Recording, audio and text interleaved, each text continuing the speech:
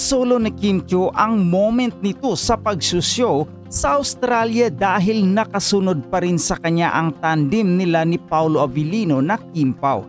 Sa pagsalubong ng mga fan kay Kim, bukod sa sarili niyang banner mula sa kanyang solids, makikita ang banner ng kanilang lab team at may separate pang banner para kay Paolo. Hindi rin nagdamot si Kim na paunlakan ng ilang mga Pinoy sa airport na pagbigyan ang birthday greeting at pati na ang mga vlogger. Sa naging pagtatanghal naman ni Kim sa nasabing bansa, nakahambalang ang mga banner na nakasulat ang mga fanbase nila doon gaya ng Kim Pao Universe at Kim Pao International. Maririnig sa video ang sigawan ng mga fan ang pangungulit ng mga ito tungkol kay Paolo. Dito na nga ibinalita ni Kim ang lalabas nilang pelikula na My Love Will Make You Disappear. Nakiusap pa si Kim sa mga audience na ilibre ang mga anak at pamilya nila na nasa Manila kapag showing na ang kanilang movie. Bagamat hindi naman talaga singer si Kim, hindi naging malaking kabawasan sa kasiyahan ng mga fan nito ang kanyang song number. Katunayan, sinabayan pa nga si Kim sa pagkanta ng hit singer niyang Ikaw Na Ba Si Mr. Right. Bumaba pa ito sa stage para kamayan makapag-selfie ang audience habang kumakanta siya. Quick Kim Pao update lang tayo ngayon mga chika, dahil alam nyo ba na nagpipiesta ang mga Kim Chiu fans ngayong araw? So Tuesday, syempre mga chika, at dahil Tuesday, balik na naman sa Age Showtime ang ating chinita princess na si Kim Chiu. Ngayon mga chika, habang pinapanood ko siya kanina, wala akong nakita kahit konting bakas mga chika ng pagod. Diba, alam naman natin na netong weekend sobrang busy niya, diba, from New Zealand to Melbourne, yung presentations, yung performance and all. Sama na din dyan yung bonding with the fans, bonding with the friends. Mga chika, nakakapagod yan, pero hindi natin makitaan ng ganyan si Kimi ngayong araw sa Age Showtime. Actually, meron pa part doon mga chika na nagawa pa siyang pagtripan ng kanyang mga fellow Age Showtime host.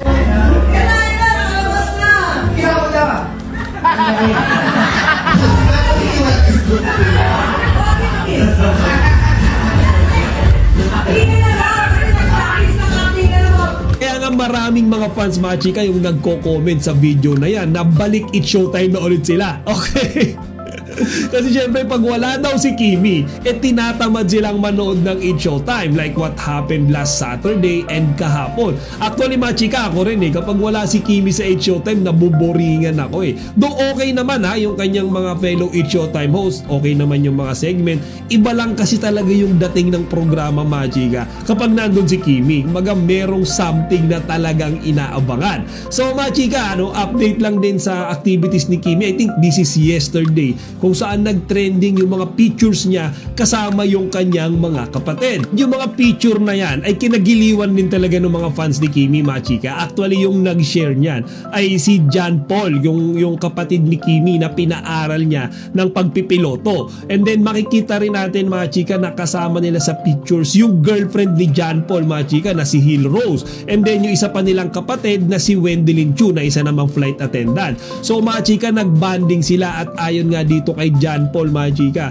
ay eto daw yung mga activities na nilulook forward niya kapag siya ay umuuwi ng Pilipinas. Iyon ay ang makabanding yung kanyang pamilya, particular na yung mga kapatid niya mga chika. And kumbaga nakakatuwang panoorin, di ba? Kumbaga etong si Kimi kahit na gaano siya ka-busy ay nakakapag-spare pa rin siya ng time mga chika kasama yung kanyang mga kapatid. Ipin nyo kayo ba naman Monday to Friday may trabaho kayo, and then Saturday, Sunday nasa ibang bansa kayo, nag-out of the country kayo para mag-perform, and then Monday pupuntahan mo yung kapatid mo para kayo naman mag-banding, di ba? Kumbaga kahit gaano kapagod si Kimi, make sure niya mga chika na makakasama niya yung mga kapatid niya kapag mayroong pagkakataon. Inabasa nga rin ako sa comment section niya mga chika, kasi syempre kapansin-pansin nakasama nga neto ni John Paul yung kanyang girlfriend na si Hill Rose. So syempre dahil kasama niya yan, pinakilala ipakilala niya sa mga kapatid niya. And I think magkakilala na sila. Nakita natin na mukhang close na ni Kimi etong si Hil Rose. Ngayon, tanong ng mga Kim Chiu at Kim Pao fans, kailan daw ba isasama ni Kimi si Paolo Abilino kapag nag-bonding na ulit silang magkakapatid? Di ba, Machika? Kasi kung eto si John Paul, pinakilala na yung jowa niya, yung girlfriend niya. Si Kimi kaya, kailan ipapakilala yung boyfriend niya, si Papi Paolo? So yan, Machika, nakakatawa. And kumbaga, minsan ka nabivisualize, ini-imagine ko yung kailan kaya darating or kailan kaya sasabog sa social media yung Chu family gathering kasama si Papi Paolo. Actually, Machika, may mga chismis nga, hindi ko lang alam kung fake news or totoo na si Paolo daw ay nakilala na yung family ni Kimi. Though wala pa naman tayong evidences or factual basis tungkol dyan sa balitang iyan, pero nakaka-excite lang minsan ma-imagine, Machika, kung kailan nga kaya darating yung araw na iyon. And syempre, Machika, kung meron tayong update kay Kimi, meron din tayong update kay Papi Paolo. Ngayong umaga nga lang, Machika, ay mayroong mga naglabasan din sa social media ng mga pictures and videos kung saan makikita natin si Papi Paolo na nakasakay sa scooter na tila ba isang batang naglalaro. So, Machika, kinagiliwan din ng mga netizens yan. Actually, dun din sa comment section, nabasa ko na nakakatuwa daw si Paolo, parang bumalik sa kanyang pagkabata. Ngayon, Machika, hindi ko alam kung ano yung exact reason bakit ginagawa ni Paolo yan. May mga nabasa ako doon, sabi nasa photoshoot daw or magkakaroon daw ng panibagong product endorsement. Kasi originally, Machika, yung post na yan ay nagmula dito sa kaibigan ni Paolo na si David Milan. Yung isa yan sa mga close friends, Machika, tsaka gym buddy niya rin. Hindi naman nagbigay sa caption, Machika, ng detalye itong kaibigan niyang ito. Basta yung sinabi niya lang, sana daw ay mapuno tayong lahat ng positivity and good vibes kagaya nung meron ngayon si Papi Paolo. Diyan, Machika, mukhang talagang good vibes na good vibes si Paolo Abilino. Siguro ganyan talaga yung feeling at emotion kapag ikaw ay in love. Kaya nga, Machika, unfortunately, nung nakaraang event nila last weekend, si Paolo, diba, sa Sultan Kudarat and si Kimi sa Melbourne, New Zealand, hindi sila naging magkasama. Pero ngayon, Machika, nakakuha na ako na information, magkakasama nga ang Kim Pao, kumpirmado na to sa Rojas City sa December 8, 2024. So, Machika, muli nating makikitang magkasama ang Kim Pao sa iisang entablado. At yung event nga na dadaluhan nila dyan sa Rojas ay yung Sinadya Festival. And as far as I know, mga kachika, kasama rin nila dyan yung isang komedyante na si Taylor Shish. Kaya naman as early as now, kumbaga mga 2 weeks pa bago yung event na yan,